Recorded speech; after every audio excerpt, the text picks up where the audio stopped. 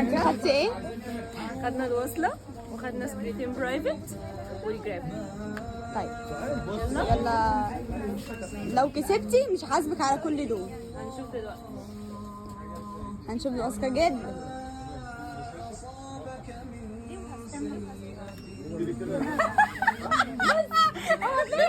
بص تعالى بص. يلا نروح. جبت على 10. لا بصي كده، بصي والله جامده. انت عارف واخده ايه؟ انت عارف واخده ايه؟ واخده حاجه ب 500 جنيه. لا لا والله والله حلو حلو بجد. ما تعرفينيش عشان الناس تصدق.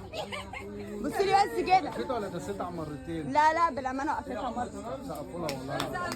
بصي بقى كده. بعد اذنك وليد عشان وقفتها والله. برافو اقسم بالله. خدت ايه بقى؟ عرفي الناس بقى. ما احنا قلنا في اول الفيديو. لا لا تقولي تاني. خدنا وصلة وخدنا سكرينتين وجراب. بكام ده كله ب بقى؟ 500 جنيه. 500 جنيه يا جماعه وما حاسبتش عليهم. مش هحاسبك والله العظيم عشان انت خدت وقفتي. برافو والله. مش اول مرة ومش آخر مرة إن شاء الله. تقولي للناس ايه بقى في الفيديو بقى؟ عشان تعالوا الناس- بقى واكسبوا بس اعملوا زيي. قولي للناس اللي احنا مش متفقين معاك. لا لا محدش متفق معايا. احلفي طب والله عشان هم ممكن والله ما حد متفق معايا. وقفتها يا جماعه على 10 صفرين اهو. تعالوا بقى جربوا بقى حظكم اهو. وبصوا طول واهي ب 500 جنيه.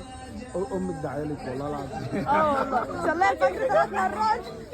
برافو والله العظيم. هتحاسب صاحبتها بقى دلوقتي. خش بقى عشان ننزل الفيديو ده وشيريه عندي.